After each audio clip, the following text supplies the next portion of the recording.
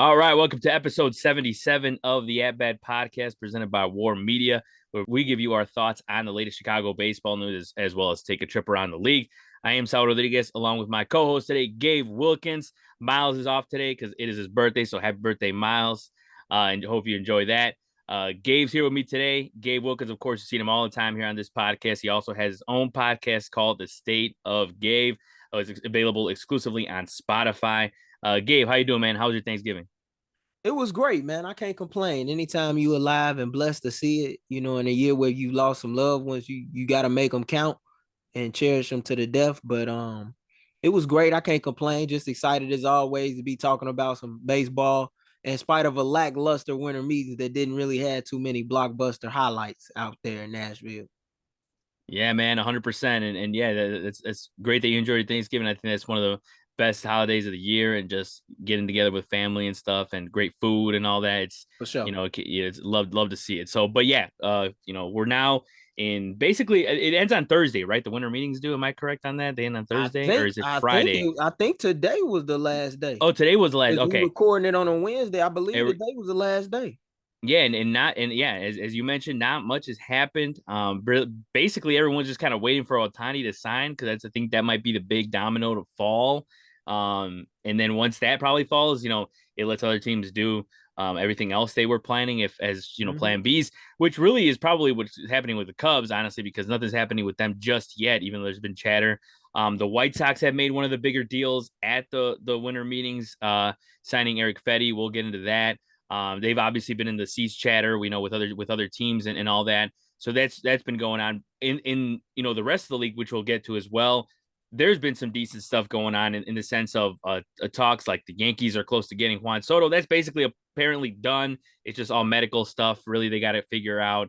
As well as Craig Kimbrell signed with the Orioles, that type of stuff. So we'll talk all that, as well as Jackson Churios. He's signed an extension with the Brewers. So we'll get into basically as much as we can. There's not too long list of stuff that happened, but definitely still notable players to talk about. So we'll jump into the Chicago side of things first. And like I said, Gabe, with Ohtani, waiting to sign, waiting to make his decision finally. And for all we know, he probably made it already. He's just kind of, maybe ironing out the details. Um, I think that's probably what's happening, because we have the Cubs with Tyler Glass now. That there's a deal that might go through. They've apparently had conversations with the Guardians about Shane Bieber before. That one obviously hasn't had pick up too much steam necessarily, but they're just. It looks like they're also out of the Yamamoto sweepstakes. To reports have said that they're not going to bid. The bids, the bidding is gone a little too high, which apparently it's gone up to now 300 mil for the 25-year-old. Which, look, at the end of the day, he is said to be one of the best pitching prospects outside of the U.S. ever. So I do understand where people are coming from, but I just don't think the Cubs are trying to dish out 300 mil for a guy that hasn't pitched yet in the U.S. But it is what it is. I'm sure the Mets will get him, or some big team like that, or whatever. But what have you made of the Cubs? Just kind of for now, waiting and seeing. I mean, is there something that you like more? Because we talked about it before we started recording. I mean, this, like, honestly, as much as I'm talking from like what I want. I do like Glasnow. I'm gonna be happy with that deal.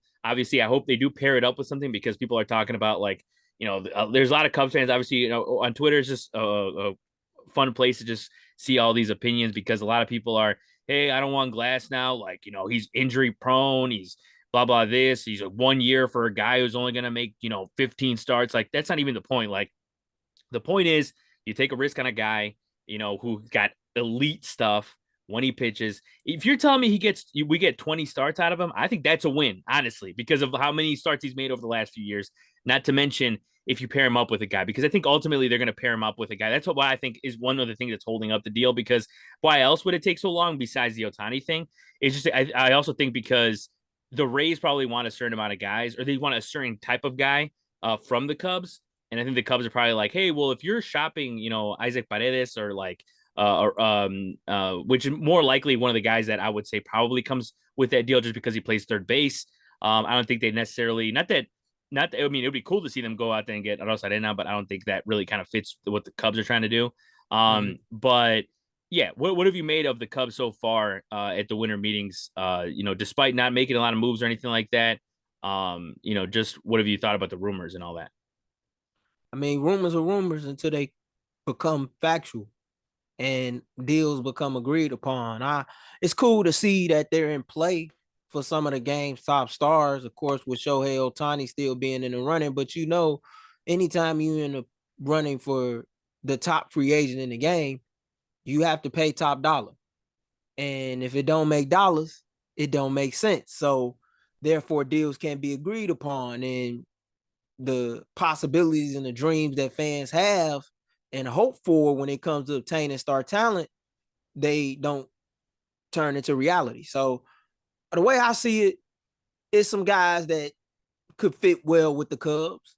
I think a third baseman like Matt Chapman could fit very well with the Cubs. If you think about it from a defensive standpoint, we know he can. You got a gold glove middle infield with Nico Horner and Dansby Swanson. You adding a platinum glove caliber player and Matt Chapman, a guy that's won multiple gold glove awards. He'd be solid. The only question you have if you get Matt Chapman is he going to bring his bat at the same level day to day that we know he's capable of bringing his glove?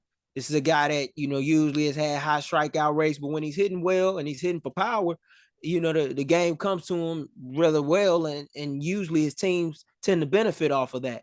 That's a guy that I can see the Cubs seeking to get. At first base, Rhys Hoskins is a guy that you could take a gamble on, but I don't see him being a long-term signing. If I was the Cubs, I wouldn't sign him to a deal that's longer than 1 or 2 years. And if I signed him to a 2-year deal, I would prefer to have a team option. So I don't know what to make of the Cubs right now, but they are in the room. And Craig Counsell has been reportedly saying publicly, rather on the record, that he's been talking with free agents, trying to help them come to the Chicago Cubs and consider playing in the friendly confines on Addison and Clark Street. So it remains to be seen. My only question is what does the future hold for Cody Bellinger? This is a guy that had a career year on the north side a season ago, still out there on the market, as there's countless other guys. Will a reunion be in the works? That remains to be seen. But I mean, they in the running for some guys. Only question is what they gonna do. Tyler Glasnow, I understand the fan reaction, maybe not wanting to take that risk because of his injury history and the like. But this is a tough market to be vying for the services of pitchers. This is a pitcher's market. If you're not getting Eduardo Rodriguez, Blake Snell, Yamamoto, or Shota Imanga, you got to make some trades happen. That's just the nature of the business. And if you missing out on them top dogs, beggars can't be choosers.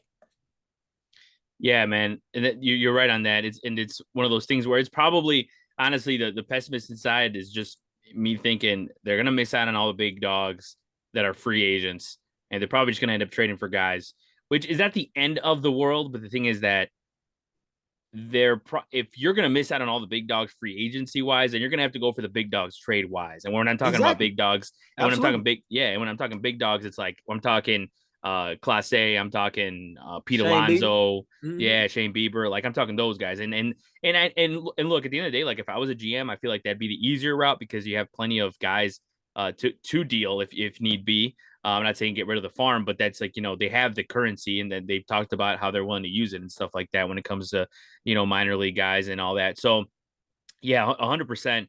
I think that that's probably what's going to happen. I hope I'm wrong. And I hope they at least, I don't know, get, they're in the room and get into the, finale of, or get into the finalists of Blake Snell. Cause I mean, that's a guy that's the conversations have been quiet because of course he's obviously waiting for Yamamoto to sign.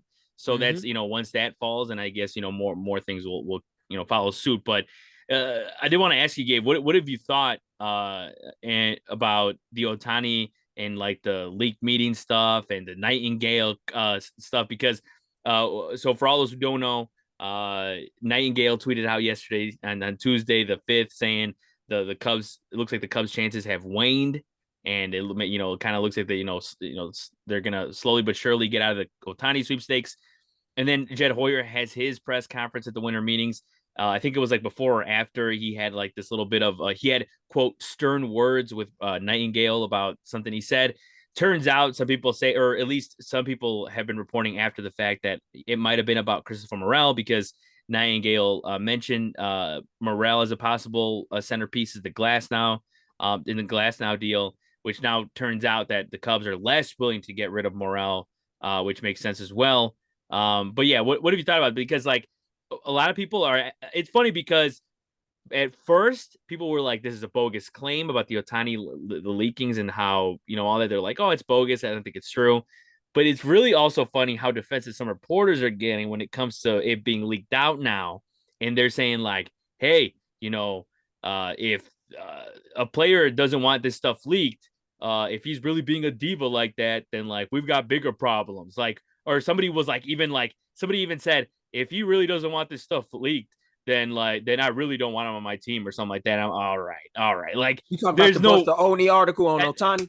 well, that was one of them that I'm talking about. But there was one. There was another reporter that, or it might have been, even it might have just been, I don't know. I saw a tweet that was like, I really don't want him on my team if he's if he's being that much of a diva. And I'm like, there's no way. Like, first of all, like if somebody wanted to do that, first of all, it's their own personal preference. Like I kind of understand the privacy there to a certain extent. And it's also like it isn't, as I saw people say as well, it's not that serious to keep everything private. Well, it's also not that serious to get so mad about it. Like people getting like wound up, and then people getting so defensive saying like, oh, you guys really believe those claims after like the Dodgers, because it's funny because the Dodgers meetings have been leaked, which we'll get into that. The Giants and the Blue Jays they've already said it's been leaked in one way or another. Whether they're credible sources or not, people have just been saying that they've met. But the one that was the funniest was Dave Roberts, because it turns out when they asked him that he kind of like took a little bit of a pause, because I watched the press conference. He took a little bit of a pause and he was like, He knew what he "Yeah, said. we met with them," and he was like, and I want to be honest with you guys, we met with them and it went well and all that stuff. And apparently after that, he was like on the side and he was looking at his phone, I guess, and there was going through text, and then he ended up going with like the PR, the Dodgers PR team, and he got a little serious and stuff. So who knows? I mean, that could be anything. Obviously, people are just speculating, but but it's also what's sad, Gabe, about this whole thing is that we're getting into this whole drama just because there's nothing going on at the damn winter meetings. But what have you thought about that, and just like all the chatter on like, oh, this whole Ohtani keeping everything confidential? As a fan of the game, and as someone who's worked on the media side and has sources, even though I didn't always report what my sources told me, because I never either had the outlet at the time, or even if I did, I felt like it wasn't the public's business until it was made the public's business by the figures who provided me with the news. You don't own these athletes, is what is my response to that. The media, I feel, sometimes feels as though they are entitled to know everything pertaining to an athlete, when in reality, they're not. Even in the case of Shohei Ohtani and his decision as to where he wants to play baseball over the next several years here stateside in America. I've said this many times on shows that weren't even related to baseball and other sports. Like, there are too many times where these fans and these media members just feel as though they own the athlete. And I understand that as the media figure, you're the one that provides me with the platform more often than not to speak if I'm an athlete. I understand that if you're a fan, that you pay for my salary, or you pay part of my salary when you come in a ballpark and you buy a hot dog, you buy my jersey and all of that. I get that. But just because you do that, it doesn't mean that you own me. And I respect the way that Shohei Ohtani is handling, because he's handling it as he should. It's his business. And it's not for everybody to know. And if he needs to take his time on making a decision as to where he wants to play baseball for the next several years, then damn it, so be it.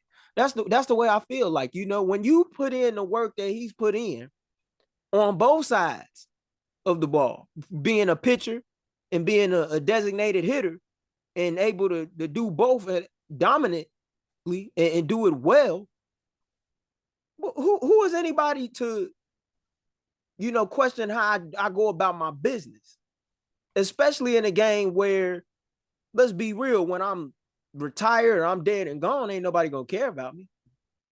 So that's the way I look at it. Like they think they own you and they really don't. As far as what Dave Roberts did, me personally, I respect people's privacy. I don't think he handled that in the best way. I think he shared it because he was excited and eager to. I wouldn't hold that against him if I was a member in Ohtani's camp personally, but Ohtani did say he didn't want anything about his meetings leaking out to the public. And I'm not mad about that. Like Buster Olney getting upset at Ohtani saying that that's what's wrong with the game of baseball. No, it's not, because even in spite of the lack of moves that have taken place or transpired at the winter meetings, Ohtani has been the number one talking point on all these broadcast platforms and podcasts that you're listening to pertaining to Major League Baseball, and rightfully so. He's the game's biggest free agent.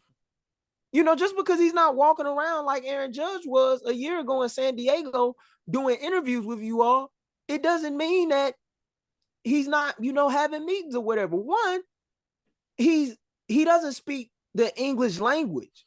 So of course it's gonna be different. How he handles things. Like he's not American, like he's Japanese. So like he has his way of handling things. Aaron Judge had his way of handling things, and the next big free agent will have their way of handling things. I think it's cool for journalists to have some respect for those lines, in my personal opinion. And if you don't have respect for those lines, then don't be surprised if I have breaking news stories and I want to share them as an athlete that I don't share them with you. And I share them with somebody that I feel comfortable with. And that's why we have so much friction between the athlete nowadays and the media figures, to where it's no respect, because there's no respect shown. I'm not saying that you have to kiss an athlete's ass, but at the same time, you need to understand that this is a business, and this is part of the business. And sometimes everybody ain't gonna divulge all their business the way you want them to, just so you can get a salacious news story or a $1 million headline. 100%. You're preaching, man. And that's the thing. That's like the one of those things too, is that I always think about this too with other sports and seeing how soccer unfolds and other cultures and all that. Like that's one of the main reasons why like a game like soccer is taking so long to take off in the US, because somebody does something in like this, for example, that's, the Japanese culture is very private. I mean, I have a friend that lives in Japan right now who's American, and he's finding out how people are very private over there. And so it's funny to me how some Americans react to that, and they're like, that's weird, or that's like, acting like it's wrong, but it's just, bro, it's a different culture. But you know what it is though, Saul?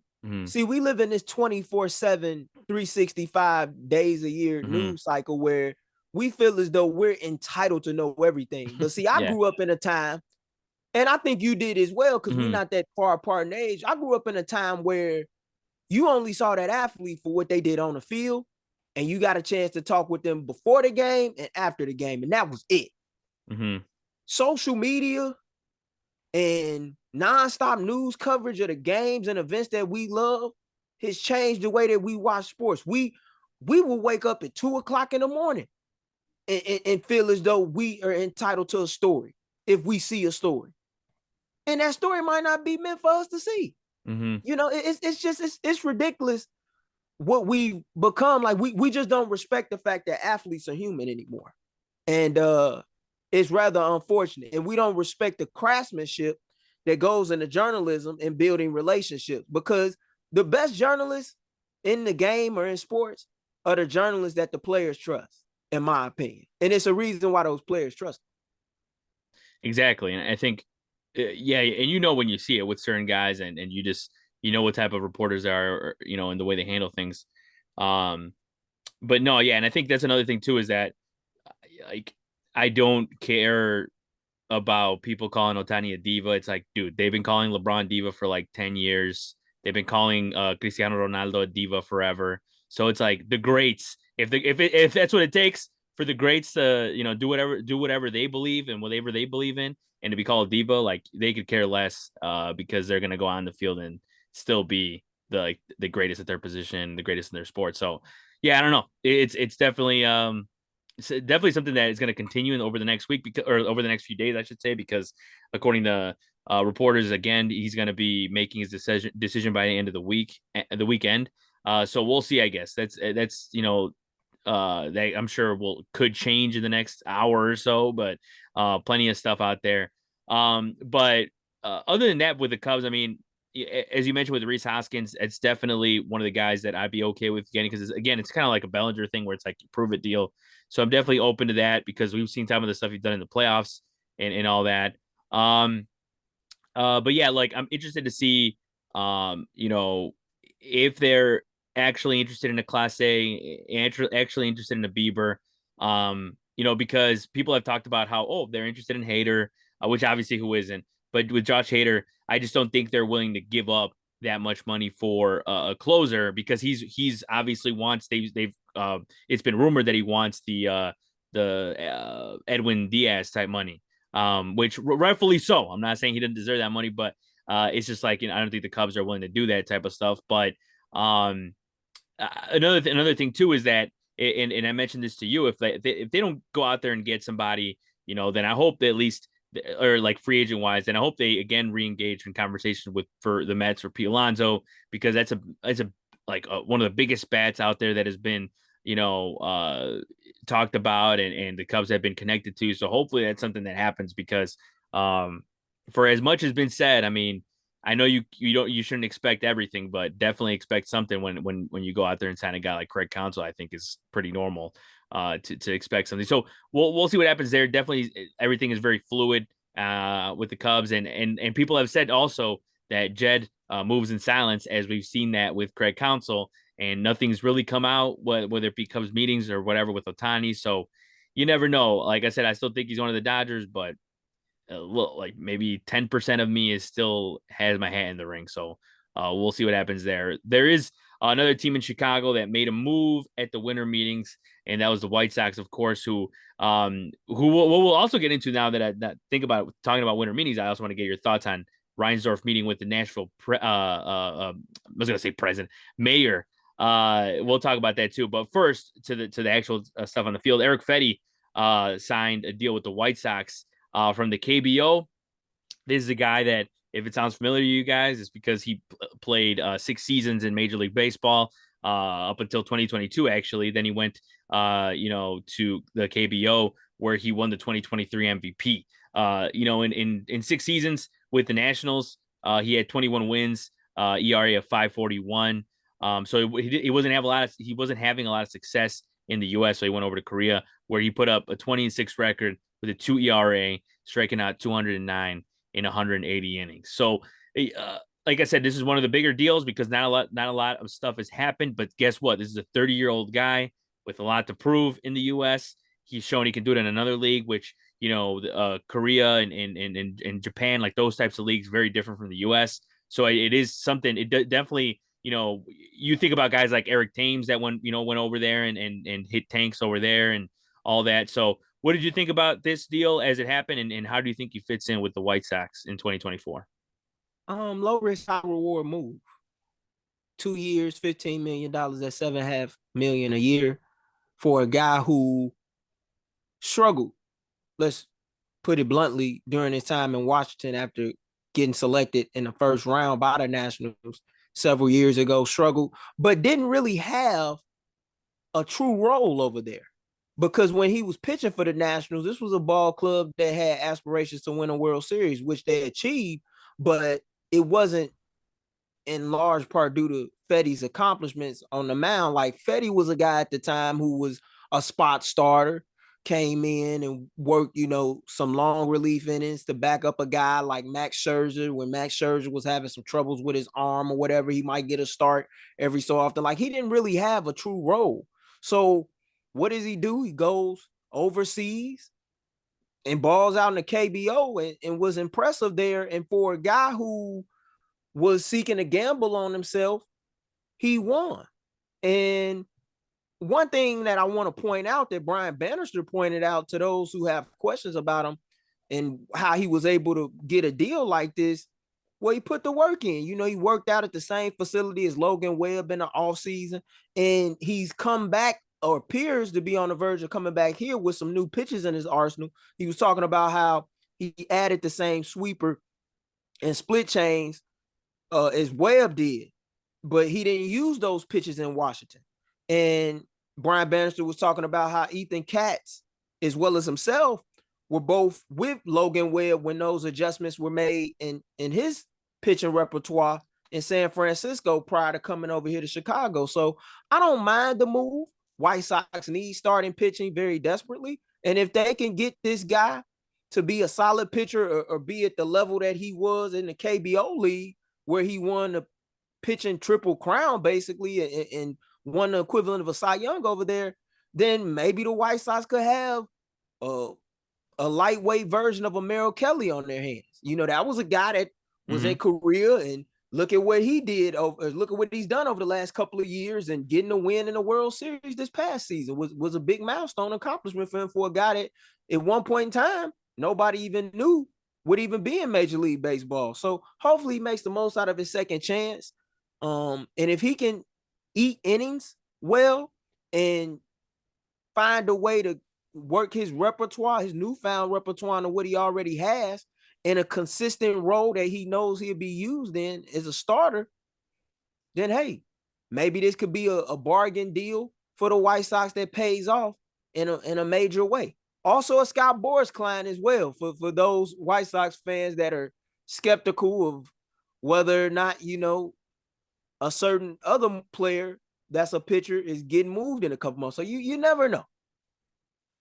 Yeah, no, and as you mentioned, you know, low risk, high reward, and that's the way I see it too. And yeah, that definitely does remind me of Merrill Kelly, because I mean, we've seen the type of success he has. You know, he was pitching in the World Series, you know, this past season. So those types of guys, you know, you love to see. And I mean, is a guy who was drafted in the first round by the Nationals. So the talent is there. It really is just about unlocking it. He's had trouble unlocking in the U.S., but maybe he can do it you know, now with the White Sox, especially in the team that's in need of that. But you mentioned Dylan Cease. That's one of the guys that's really been talked about for a large part of the winter meetings of being moved.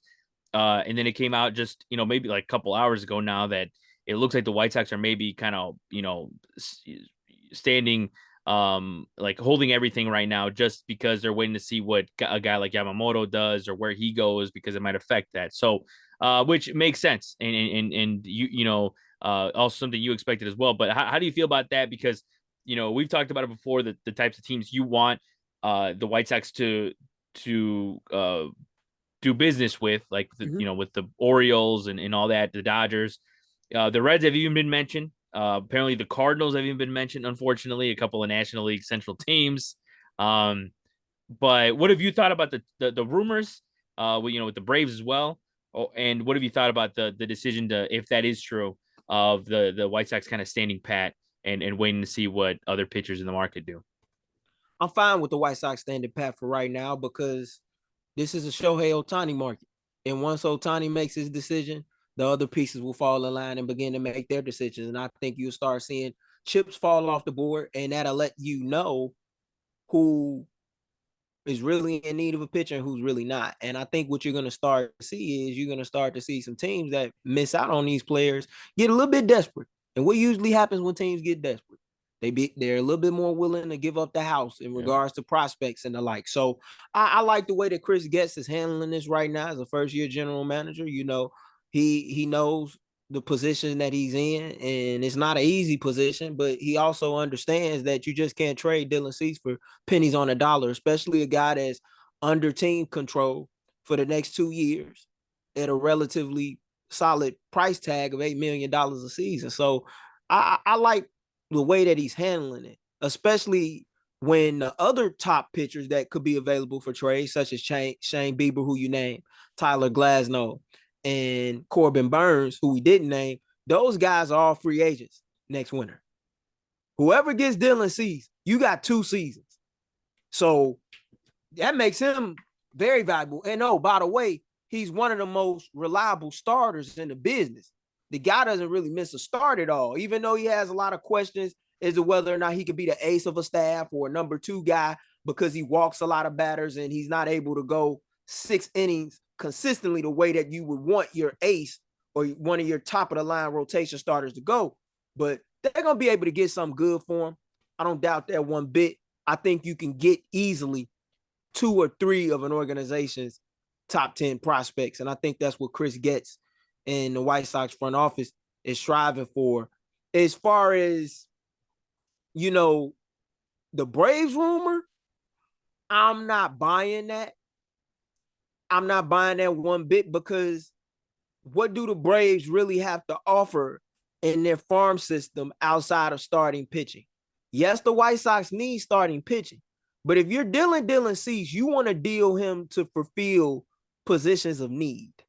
And while you might want a pitcher back in that deal, if not a couple, I personally would prefer at least 2 position players on top of a starting arm if I could get one. Yeah, and look, and also, the way that the Braves are dealing, and the way that they're even considering Shohei. Apparently, some people still believe they're still in it, even though kind of people have talked about how it's mainly the Blue Jays and the Dodgers, maybe the Cubs still in there. But yeah, I definitely think another team would slide in there, just because it's one of those things of need. Also, the Braves don't really need Dylan Cease. Do they want him? Will they be way better with him? Sure, obviously, but they don't necessarily need him. A team like the Orioles, for example, they need him. They need a lot of guys. So when it comes to the starting rotation, so that's where I think the White Sox should focus on more in a team that really needs a guy like him. Go ahead. And I'm gonna say this real quick too. So we just saw a trade happen between the Bronx Bombers and San Diego, involving an all-star outfielder that I know we're gonna get into, and that's why I'm teasing it. But that guy that they got, or the marquee man in that deal, had 1 year left on his contract. You could kind of tell based on the underwhelming return that the Padres got. And when you consider what the Padres had to give up to get him, and only get like a solid ace back in return with a couple of other like pieces. If I'm the White Sox, I'm looking at Baltimore. And if they don't get Eduardo Rodriguez, and I'm Chris Getz, I'm calling Mike Elias like, hey, you got to deal with me now. You got to deal with me. Because if you're not going to be willing to put that bread up, you're going to have to give up a piece that hurt. And you might have to give up 2, because you don't have enough bats for him. Heston Kjerstad, you're not going to have enough bats for him. Let's be real. And you want to keep Anthony Santander. Ryan Mountcastle, yeah, that's a guy that you could flip, but the White Sox not looking for a first baseman per se. With Andrew Vaughn in the mix. Like, Heston Kjerstad is a left-handed power bat that's going to need some ABs. He ready. You can't keep him in AAA for much longer. Connor Norby is blocked, like I said before. And then Kobe Mayo, a guy I know you high on, where are you going to put him if you got Mountcastle, Santander, and Gunnar Henderson as your third and first base guys, respectively, in DH types? Where you going to put them? Yeah, and it's one of those things too where I wonder what the decision making is going on, or what's happening there. Are the Orioles waiting maybe a little bit longer? Are they trying to see if they can lure in a free agent signing? I think that's what they're trying to do, but I don't know how successful they're going to be there. I mean, they just signed Craig Kimbrell, which we'll talk about as well. But yeah, I mean, one thing we'll definitely get into before we get into the rest of Major League Baseball, some of the other deals that have been made. I do want to get your thoughts on Jerry Reinsdorf, who apparently met with the mayor of Nashville. And this is of course we of course are 2 things. One, we obviously don't want the White Sox to move out of here, and 2, we both don't think that'll happen, right? But what are your thoughts on that, and just kind of like the because I saw some of the White Sox fans kind of talking about that and being like, "What the heck is this?" But what did you think about that when that news came out? So I'm just glad that I'm a young man that knows his history enough to realize that everything comes full circle. It's laughable to me that Jerry Reinsdorf is still trying to pull this shit 30 years later. Like, if you really want to move your team to another city, why would you consider doing that when you still have 6 years on a lease that you agreed to? Yep. Like usually, if you're gonna have your ducks in order to move the team, you would think about this a decade in advance. You're using this as a leverage play. That's what you're doing to get what it is that you want from either the city or the state or a potential suburb in the Chicagoland area to get a new stadium. Jerry Reinsdorf been buying up land all around the United Center for White Sox fans that don't pay attention to Crane's Chicago business reports. It's been well documented. He's up to something. I don't know what he plans on doing with the United Center, but I do believe that with NBC Sports Chicago and their deal with the White Sox and the Bulls set to expire in October of next year, that he's plotting on building a potential network. A lot of people forget that he owns Stadium, which was owned, I believe, majority owned by Sinclair before he bought it out fully.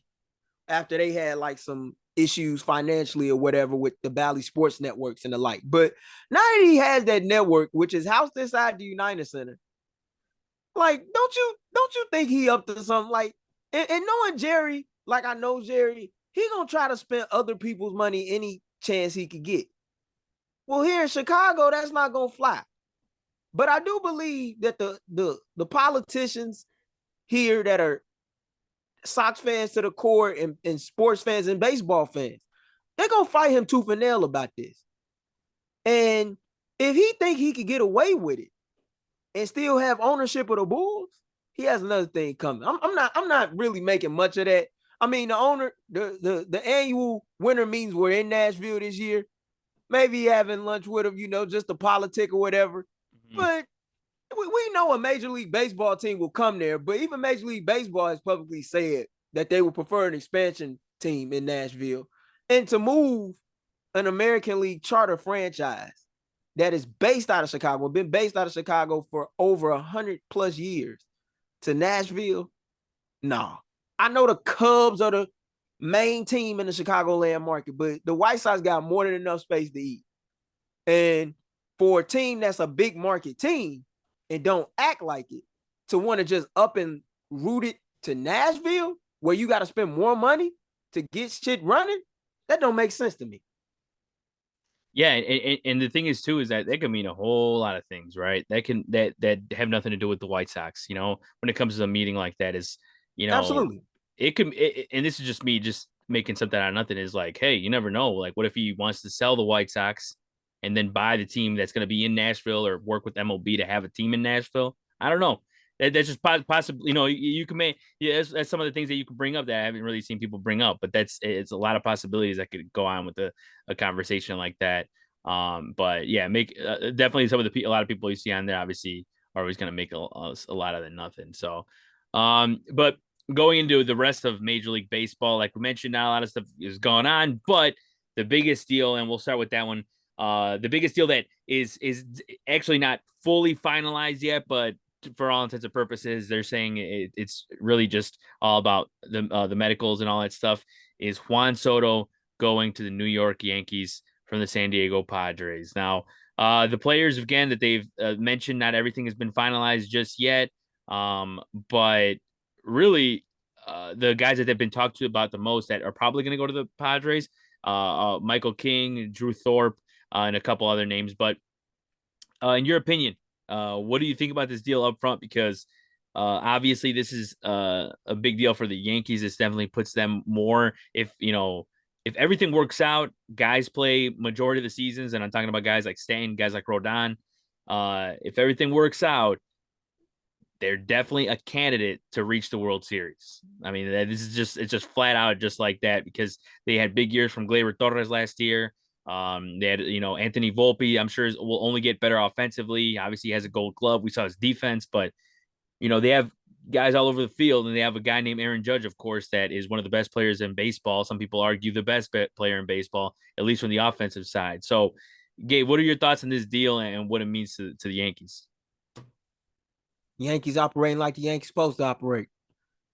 The team you love to hate strikes again. And I love it, because when you miss the playoffs following the season that they had when they won the American League East in 2022 and got to the ALCS and fell short at the hands of the Houston Astros and got swept, to go out like they did in 2023 and had that offense not performing up to the standard that they had a season prior. You got to figure out a way to stack the deck, man. And I like the move a lot for the Yankees and for a GM and Brian Cashman that has faced a lot of heat despite the great years that he's provided Yankees fans with over the last quarter of a century. To get that man in the Bronx, I love it. Left-handed bat, short porches at Yankee Stadium. He's gonna eat. He's gonna eat if he stays healthy. If I'm Juan Soto, I'm loving this situation. I couldn't have landed in a better spot. All Brian Cashman has to do is just cash me out at some point sooner rather than later, and I'm gonna make sure it's worth his while, and the fans in the Bronx, are excited and thrilled again to see Yankees baseball. So I love to move on an array of levels, because as a pitcher now, you really gotta it's gonna be a sleepless night. If I got a healthy Giancarlo Stanton in the mix as a DH, and Judge and Soto is a 3-4-5 combination, it's scary hours, man. Like if I'm a Yankee fan, I'm liking this. Like I'm counting up games like offensively and basing on the pitcher matchup. It's like playing spades. Like how many books we get. You know what I'm saying? Like we're gonna get 6 tonight, and we're gonna get 8. Like offensively, they're gonna be fun to watch. My only question with the Yankees is the pitching outside of Garrett Cole and that bullpen. But man, they didn't really have to give up too much. The only guy that I would be like, we kind of had to give him up was Drew Thorpe out of these guys that they gave up. But man, to get Juan Soto in the Bronx, I love it, and I think it's the gamble worth taking, even if it is just for a year. But I'm pretty sure Hal Steinbrenner and Brian Cashman, they're on it as far as trying to get Soto to sign an extension as soon as they get him in Yankee pinstripes and they had that press conference. Yeah, I agree. I think this just puts them on the map on a whole different level. I mean, that lineup is going to be even nastier. You're talking about a guy who hit 35 home runs last year in San Diego. He's going to come to a short porch where he legitimately has a chance to hit 50. I mean, yeah, the only thing that is, and this is not a negative, the only thing holding him back is the fact that he walks so much. Is that he might not hit, he's going to hit 40. Still a good thing.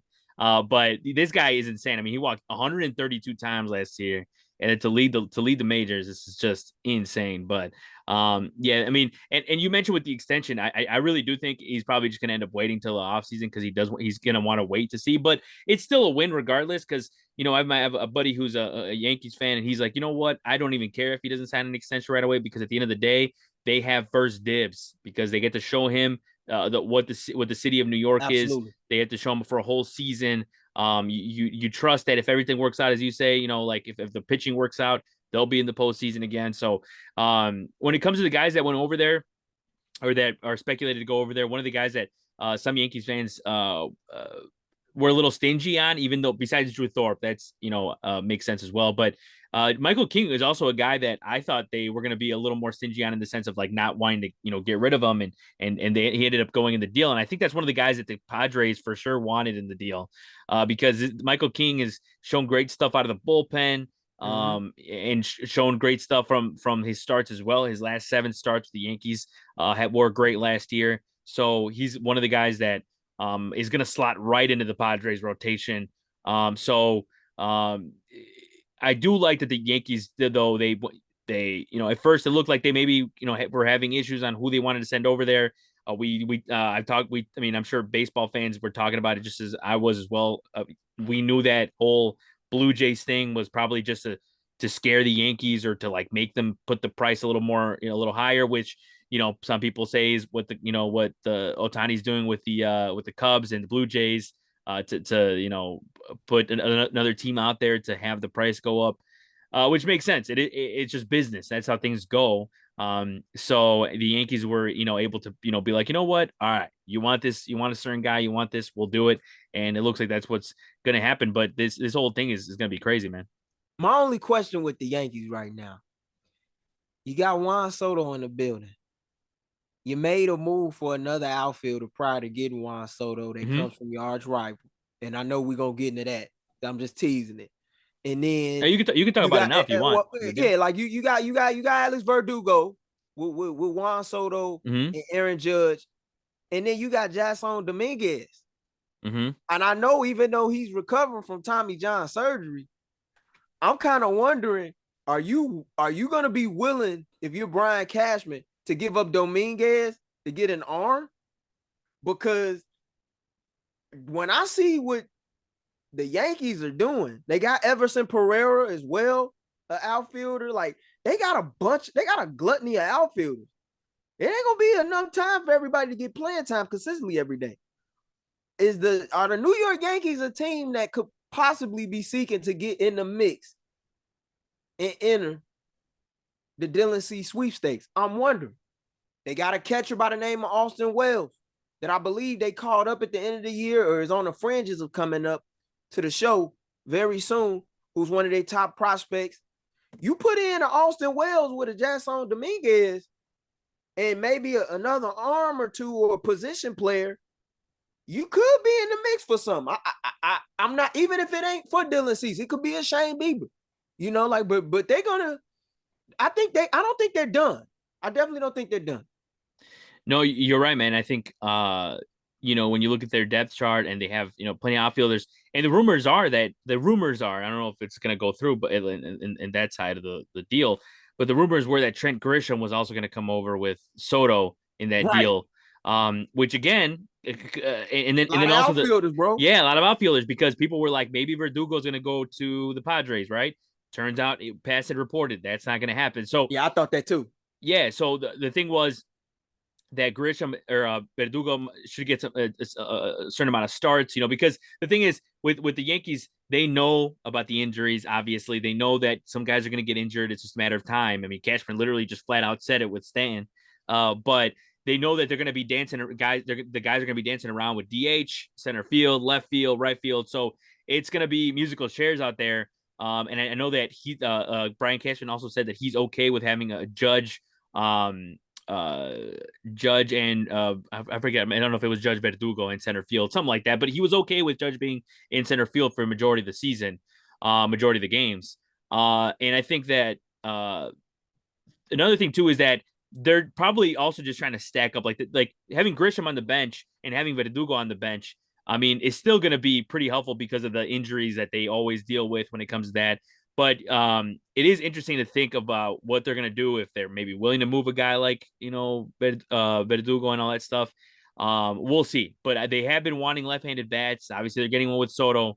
But they have a lot of wiggle room. And also with the pitching side of things, I mean, as you mentioned, Garrett Cole obviously is the only sure thing. Hopefully, Nestor Cortez can stay healthy and kind of find his groove again. Clark Schmidt as well. And they lost Luis Severino. Now he's on the Mets. But they're definitely question marks. But they with their farm system and the way they've done things, I think they'll end up figuring it out before the start of the season. If not, they're going to go out and sign a couple guys because they still have options. And you know what? I still think that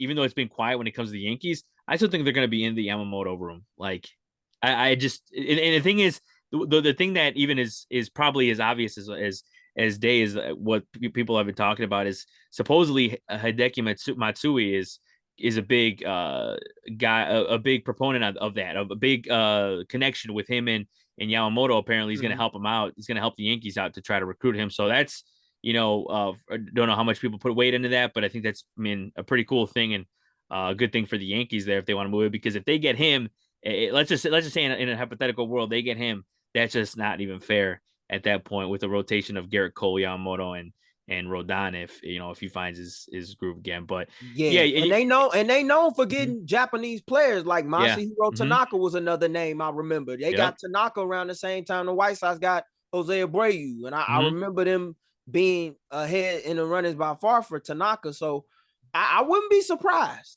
I would not be surprised. But if they're getting all these guys, something's going on. Like if they really want to stack that deck, they can stack that deck.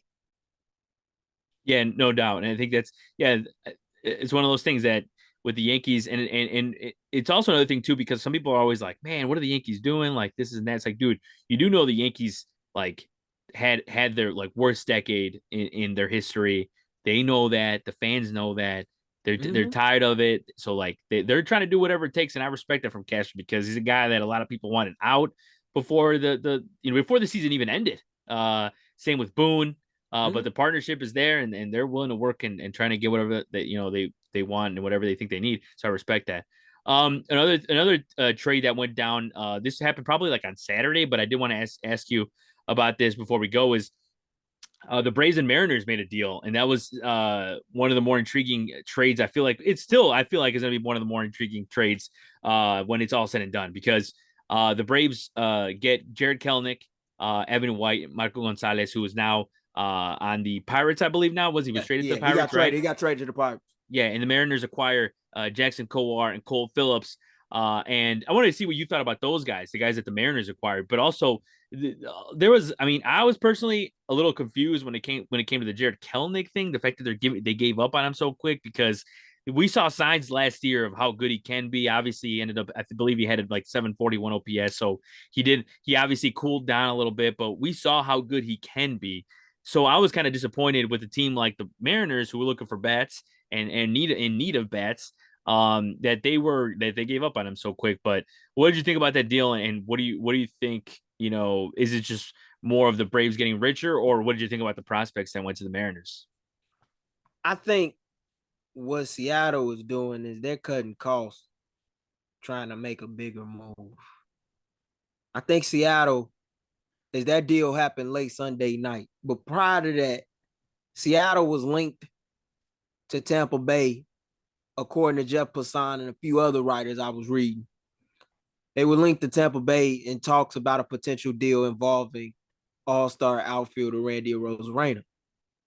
And if you could get Randy Arozarena in that outfield beside Julio Rodriguez, it could get real serious in Seattle in the American League West. I think they're going big game hunting for an outfielder, and I think they're gonna try and trade for an all-star outfielder and use some of their pitching depth that they have with their young arms to entice a few teams, but specifically Tampa Bay, into giving up Randy Arozarena. I could definitely see that Verdugo might be an option as well. Jared Kelenic, as far as for Atlanta, that's a hell of a gamble, but I like it. Mm, I like it a lot because left field was an area in which Rosario kind of struggled in defensively. His bat was his saving grace and sticking around in the lineup. But with Jared Kelenic, you getting a guy that at one point in time was a top 10 prospect in the game, showed tremendous pop from the plate. It's just about finding a way to manifest that consistently. If he can provide you with that on top of a solid glove, Atlanta might have got a steal. You talk about an outfield right now with Kelenic, Michael Harris, and Ronald Acuna Jr. That's an elite outfield defensively. But hmm if they could get it to come together offensively, and we know the Braves are solid when it comes to player development. You get Jared Kelenic in that lab, this could be Alex Anthopoulos' version of what's my man Bautista from Toronto, Jose Bautista. Jose Bautista, yeah, yeah. Like this could be Jose Bautista 2.0. hmm And I'm not gonna take no credit for that. I'm gonna give credit to my guy Dominic Casaretto for pointing that out to me. hmm But because he pointed that out to me and it made a lot of sense. Like Jared Kelenic for Atlanta, that's a nice gamble. And they can afford to take it with the talent that they have. And if they could just get his bat right and combine that with his glove, which will make him serviceable enough to play every day out and left, should he be healthy, man, that's solid. Or if they could use him as a DH sometimes, depending on what they want to do with Marcell Ozuna. So I really like the move for the Braves. As far as the Mariners gotta be they gotta be up to something in my hmm opinion. They can't it's a lot of pressure that the fan base in Seattle is putting on Jerry DePoto and his front office staff of the Mariners to really make a blockbuster move. I don't see them re-signing Teoscar Hernandez. They hmm got to find a way to replace that production with somebody. Yeah, no, I agree with you, and I think with the Mariners, it is also now to this point with that deal and where things are going, it's almost like they're forcing themselves to make a deal because to to sign a big bat or to get a big bat. It's almost like they're kind of forcing their way into it. Like you got Julio Rodriguez, but like you need more than that, obviously, to compete, especially in that division where it's got, two world championship caliber teams. So yeah, they're kind of putting themselves in a corner where like they're going to have to make a move, and I think they will. I think I agree with you with whether it be a package for who knows. What if they go out there that they got rid of Eugenio Suarez? What if they go out there and they get Isaac Paredes and Randy Rosarena? So they get a package of those two guys. It's two good bats in your lineup already. So there you go. I mean, it's one of those things, and they're willing to move one of the young guys too, one of the young starting pitchers, whether it be like a Logan Gilbert or George Kirby. Apparently, they're willing to move. I don't know which one they're more willing to do so or no or not, but that's something the Cubs could have also be interested in. It's also something the Rays, I'm sure, will be interested in. When they're losing Glass now, maybe they get a Logan Gilbert, who knows? But they definitely have the pieces to play with, so it's going to be interesting to see there. And the Kelnick thing too is that I was thinking about is that him going now to Atlanta and now him kind of I feel like he's going to be in revenge mode, honestly, too, because he's going to be like, all right, well, you guys gave up on me. Like, see what I do with one of the best teams in baseball, where it's not going to be all on him. Not that it was right now, but like they when the Mariners brought him up, they wanted him to be a, 1-2 punch with Julio Rodriguez. Didn't really happen. Kyle Lewis too. Kyle Lewis too, Kyle Lewis. So, and it didn't happen. But now he goes to Atlanta where he doesn't have to be the guy at all. He doesn't have to be the fourth, fifth guy at all. He could hit 8 or 9, and he can go out there and kind of play freely. So that's kind of scary with a guy with his talent. I agree. We'll see what happens, but we'll run through these real quick before we head out. Did want to get your quick thoughts on what you thought about the Brewers signing Jackson Churro. They signed him to an 8-year deal. I believe it was 80 mil, something like that. Am I correct on that? Yeah. So 8 years, 82 million. Yeah. And he said, it could be worth 142 million. Right. With like additional years for like 10 years or whatever, if he meets his incentives and whatever in the baselines of the contract. So which I like, because, a lot of the times people are always like, hey, like, did they rob the young guy? Did they, what did they do? Blah, blah, blah, this, did they, and all that. But no, I like that. I like that. But yeah, he said, and you've talked about him before on the show, he is said to be one of the best prospects, if not the best prospect right now in baseball. But what did you think about that that move by the Brewers? Teams just continuing to be shrewd with the way they do business. They should be glad that I'm not an agent. I'll say that much, because I would always advocate for young athletes betting on themselves. But I understand Jackson Churrio's situation. He's a guy come from Venezuela, and I think his signing bonus might have been for a little over $2 million.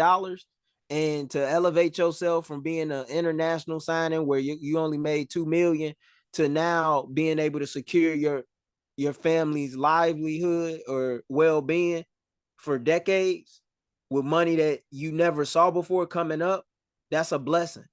However, it's kind of predatory in a lot of ways, because now the Milwaukee Brewers will have this kid, this 19-year-old outfielder, Jackson Churro, up until the time he is 28, 29 years old. So they got a decade-long experience with him. It's one of those high-risk, high-reward moves that you just have to do with young talent in the game. I understand why the Milwaukee Brewers are doing it.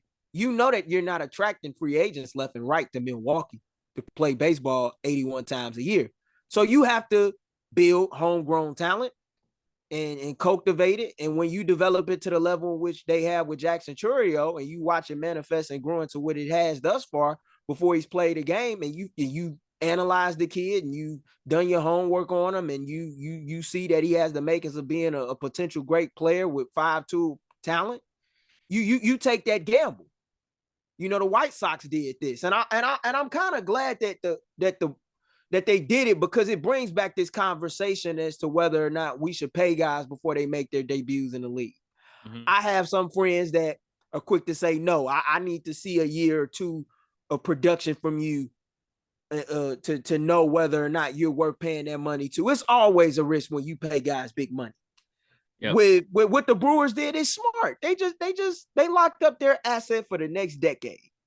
I just hope that Jackson Churro was able to ball out in a way that silenced not only the critics of this move, but make people say maybe he's one of the most underpaid players in the game within the next 5 years. Because if he continues to show the promise that he has, and he ascends into all-star status, and he becomes a Gold Glove and an MVP caliber player, whole narrative in the conversation changes, and that becomes even more interesting to watch as an observer to see how Milwaukee Brewers organization that is undergoing changes recently in their front office handles that. But I love it. It's good. It's good for the fans of the game. As far as if I was a player association president or an agent, I wouldn't, because you're locking my man up before he actually can see the light of day as a free agent in the prime of his career. Like, we talk about it all the time. Ronald Acuna Jr. is going to be set for an extension soon, and he's grossly underpaid. Ozzy Albies signed a contract similar to this, and look at that contract now. He's grossly underpaid. But I like it, because he's able to take care of his family, and that's what it's about. It's life-changing money there, but I feel like it's kind of predator-like because they know who they can do it with. They can do this with Latin American players. It's harder to do this with an American-born player. Just saying. No, you're 100% on that. I mean, we could talk about that all day for sure, no doubt, with those types of deals. And I will say this: a plus side of this whole thing is just the mere fact that he's 19 years old. So yeah, it's life-changing money. Yeah, odds are he is gonna have a crazy career. So I mean, because so far it looks like he's gonna be a stud regardless, right? So odds are he goes out, has a hell of a career with the Brewers, and then by age 20 or 26, 27, he wants to get dealt, wants to get out, whatever.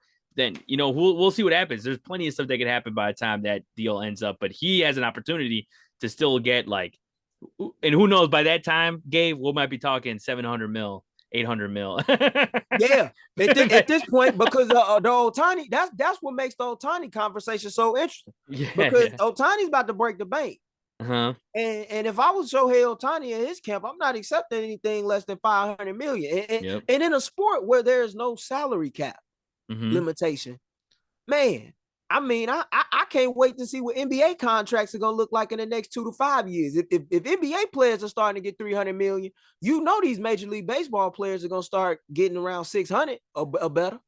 Yeah, no doubt. I mean, it's only going to go up, and there's plenty of stuff out there, but that's going to make it happen. But I think that should do it for this edition of the At Bat Podcast. Plenty of stuff happened, and we'll definitely get to cover it.